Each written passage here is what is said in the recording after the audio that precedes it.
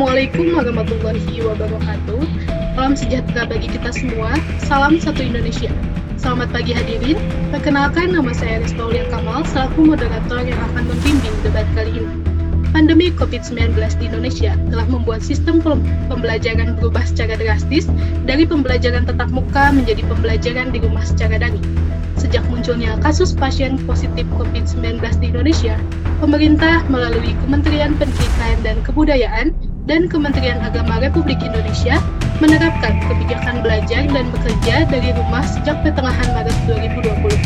Banyak dari PT KIN yang berada di bawah Kementerian Agama merespon kebijakan tersebut dengan penerapan belajar dan bekerja dari rumah melalui surat edaran yang dikeluarkan pada tanggal 15, 26, dan 30 Maret 2020. Debat kali ini akan membahas mengenai polemik efektivitas kuliah dengan motif polemik efektivitas kuliah daring, luring, berikut dalam pandangan Islam. Pada kesempatan kali ini telah ada bersama saya dua kelompok yang akan saling bertukar argumen, yakni tim afirmasi dan tim oposisi. Baiklah, tanpa berlama-lama, kepada tim afirmasi dan tim oposisi, saya persilahkan untuk memperkenalkan diri. Baik, terima kasih sebelumnya kepada moderator yang saya hormati. Assalamualaikum warahmatullahi wabarakatuh. Perkenalkan, nama saya Nur Hidayati dari pihak afirmasi. Oke, baik. Terima kasih sebelumnya kepada moderator yang sudah silakan saya untuk memperkenalkan diri. Saya Raisa Sahifatila di sini dari pihak oposisi. Baik, selanjutnya mari kita dengarkan pernyataan pertama dari kedua tim yang akan diawali oleh tim afirmasi. Pada tim afirmasi dipersilakan. Oke, Bismillahirrahmanirrahim. Kemajuan suatu bangsa tentunya ditentukan oleh kualitas sumber daya manusia, dan generasi muda merupakan garda terdepan dalam membangun bangsa. Pendidikan adalah kunci utama dalam meningkatkan kualitas suatu bangsa. Pada awal milenium ketiga, bangsa Indonesia memasuki Akta 2003 dan AVEJ pada tahun 2010, yang menuntut kesiapan sumber daya manusia untuk bersaing dan menjadi pemenang dalam persaingan global. Nah, dalam menghadapi persaingan yang semakin ketat dan ketidakpastian lingkungan di masa datang yang semakin tinggi, dibutuhkan sumber daya manusia yang berkualitas. Dan karenanya, salah satu upaya yang harus diutamakan dalam meningkatkan kualitas bangsa, dalam arti kualitas sumber daya manusia tersebut adalah melalui pendidikan. Jadi, pemerintah mempunyai peran eksekutor dalam mendesain berbagai bentuk pendidikan yang dinamis dan tepat. Ini merupakan hal yang sangat berpengaruh dalam membantu sumber daya suatu bangsa yang tepat dan efektif ya tentunya. Selanjutnya, perkembangan teknologi sangat memberi dampak yang cukup signifikan dalam berbagai aspek masyarakat. Indonesia yang sedang dihadapkan dengan Indonesia yang sedang dihadapkan dengan era revolusi industri 4.0, tidak hanya sektor ekonomi, sosial, dan teknologi, namun pendidikan harus dapat beradaptasi dengan era tersebut. Hal tersebut kita bisa mengenalnya dengan nama kuliah daring atau online. Baik, selanjutnya kepada tim oposisi dipersilahkan untuk mengemukakan pernyataan pertamanya. Oke, terima kasih kepada moderator yang sudah mempersilahkan saya. Oke, kuliah online atau yang sering kita sebut kuliah daring yang dilakukan mahasiswa dan dosen saat ini tidaklah berjalan secara mulus dan efektif. Ada banyak kendala yang dihadapi khususnya bagi mahasiswa dalam melaksanakan kuliah online ini. Di antaranya yaitu kurangnya sarana dan prasarana.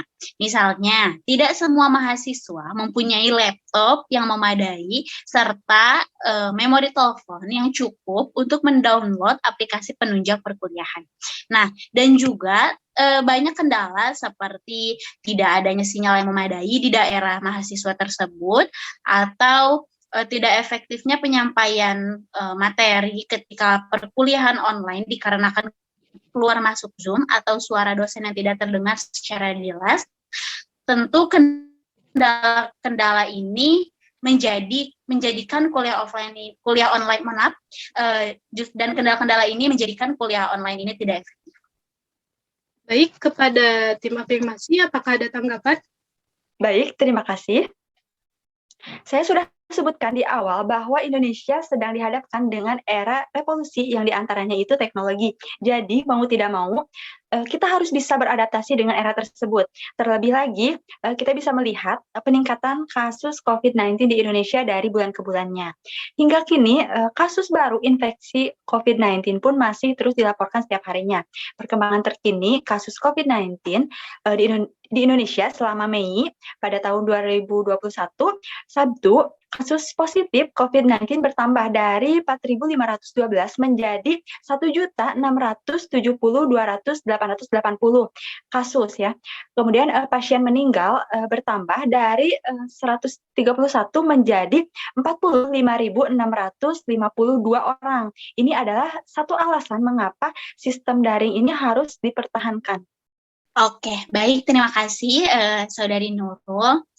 Oke, sekarang lalu pertanyaannya, apakah kita ya sebagai Gen Z ini memang sudah mampu menerima atau bahkan menyesuaikan diri menghadapi AFTA 2003 dan APEC 2021 ini?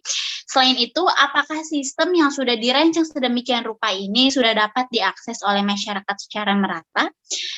Sedangkan sering kita temui beberapa fenomena seperti mahasiswa atau siswa yang tidak memiliki handphone, tidak memiliki laptop, ataupun tidak memiliki koneksi yang memadai untuk mengikuti perkuliahan daring karena berada atau bertempat tinggal di daerah yang memang sulit dijangkau oleh jangkauan koneksi.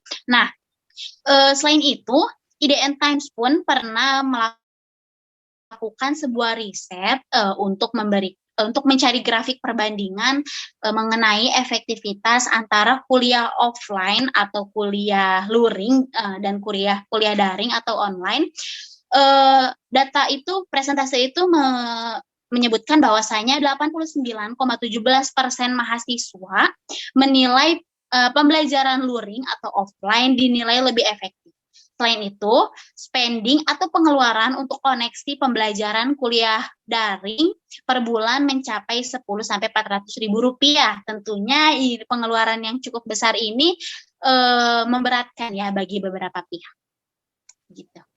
Oke, baik. Terima kasih, Raisa. Kemendikbud mengapresiasi dukungan kampus kepada mahasiswa selama lakukan pembelajaran dari rumah. Mereka juga menerapkan kebijakan-kebijakan penting yang bertujuan untuk memudahkan pendidikan mahasiswa selama pandemi COVID-19. Nah, untuk meringankan beban mahasiswa, beberapa perguruan tinggi, baik itu negeri maupun swasta, telah memberikan bantuan subsidi kuota internet bagi mahasiswa untuk pembelajaran secara daring. Nah, untuk jumlah bantuan yang diberikan sesuai dengan kemampuan masing-masing perguruan tinggi selama masa pembatasan sosial atau social distancing. Untuk ini, Kemendikbud menghimbau agar kampus memudahkan atau tidak mempersulit tugas akhir dan juga skripsi. Jadi, skripsi mahasiswa selama darurat COVID-19 ini dimudahkan gitu. Kemudian untuk karya tulis, yang baik itu lapangan atau laboratorium juga sama diberikan kemudahan. Nah, untuk metode dan waktunya bisa beragam dan fleksibel sesuai bimbingan dari dosen pembimbing itu sendiri. Oke, baik. Terima kasih Saudari Nunu. Meski telah memberikan bantuan ya tadi sebagaimana telah disebutkan, meskipun kampus telah memberikan berbagai bantuan seperti ya tadi sebagaimana tadi Nunu sebutkan subsidi kuota atau bahkan pemudahan tugas-tugas akhir terhadap mahasiswa. Nah, bantuan berupa kuota ini yang diberikan kepada mahasiswa atau dosen, apakah bantuan itu sudah tersalurkan secara merata? Beberapa kasus terjadi di mana mahasiswa sudah mendaftarkan nomor ponsel tetapi tetap tidak mendapatkan bantuan atau subsidi kuota itu tersebut. Nah, bahkan Ibu Evi Mulyani sebagai Kepala Biro Kerjasama dan Hubungan Masyarakat Kementerian Pendidikan dan Kebudayaan atau Kemendikbud menuturkan jika hal itu terjadi, itu kemungkinan karena surat pernyataan tanggung jawab mutlak atau SPTMJ belum sempurna atau data ponsel yang tidak akurat. Pernyataan Bu Evi ini menunjukkan bahwasannya Bu Evi saja sebagai Kepala Biro Kerjasama dan Hubungan Masyarakat KBKHM Kemendikbud itu tidak denial mengenai fenomena bahwasanya memang pemberian bantuan berupa subsidi kuota ini belum tersalurkan secara merata. Selain itu, apakah pembelajaran daring ini secara penuh mewadahi potensi-potensi luar biasa mahasiswa sebagaimana ketika luring gitu ya. Kan ketika luring mahasiswa seperti mahasiswa baru yang baru beradaptasi pun mahasiswa yang sudah merupakan mahasiswa lama itu banyak mendapatkan ruang-ruang pembelajaran seperti ruang diskusi, seminar, organisasi yang mendukung pola pembelajaran juga proses pembelajaran mahasiswa itu sendiri. Nah, apakah ketika daring ini pembelajaran secara online ini sudah memberikan ruang yang memang memadai atau mewadahi aspirasi, kecerdasan serta berbagai hal-hal luar biasa yang dimiliki oleh mahasiswa itu sendiri. Oke, baik, terima kasih Raisa. Izinkan saya menjawab ya. Walaupun belum merata ya, tapi kan setidaknya gitu sudah ada upaya untuk memberikan bantuan gitu dari pihak Kemendikbud itu. Nah, mungkin di bagian berikutnya ada orang yang belum mendapatkan bisa kebagi gitu. Jadi giliran intinya. Nah, kalau misalnya ada kesalahan teknis, maka itu dikembalikan kepada pihak rektorat kampus sendiri.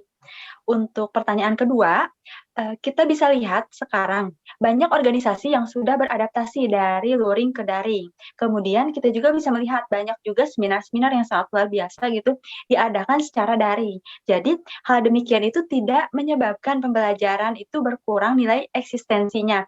Dan menurut dalam pandangan Islam, berikut pandangan Islam juga, jadi mencegah madarat itu lebih baik gitu daripada mengambil manfaatnya. Mungkin sekian yang dapat saya sampaikan. Terima kasih. Saya kembalikan kepada moderator. Luar biasa, beri tepuk tangan kepada kedua tim. Terima kasih kepada tim afirmasi dan oposisi. Baiklah hadirin, di sini saya akan membacakan kesimpulan. Kesimpulannya adalah, segala sesuatu di dunia ini memiliki sisi positif dan negatif. Begitupun halnya dengan pembelajaran daring atau luring. Memang banyak masalah-masalah yang muncul dengan diterapkannya pembelajaran daring, seperti mahasiswa hanya dapat belajar teori tanpa melakukan praktik, komunikasi jarak jauh, dan koneksi internet terbatas. Namun, kita harus tetap bisa bersyukur dan menikmati itu semua karena kita beruntung masih bisa melakukan proses belajar mengajar seperti biasanya, walaupun situasi dan tempatnya berbeda. Selain itu, pembelajaran daring adalah cara terbaik untuk menghindari kerumunan yang bisa saja menyebabkan kita terkena virus corona. Dengan pembelajaran daring, maka secara tidak langsung kita sebagai warga negara Indonesia yang baik sudah mentaati aturan PSBB yang dikeluarkan oleh pemerintah dan kita pun sudah berusaha bersama untuk memutuskan rantai penyebaran virus corona. Puji syukur kepada Allah Subhanahu wa Ta'ala atas rahmatnya sehingga kita dapat menjalankan kegiatan ini dengan lancar. Terima kasih banyak kami ucapkan kepada para peserta diskusi atas kerjasama dan sumbangan pendapat serta pikirannya. Baiklah, debat ini telah selesai. Saya selaku moderator menyatakan debat ini ditutup. Sekian dan terima kasih. Wassalamualaikum warahmatullahi wabarakatuh.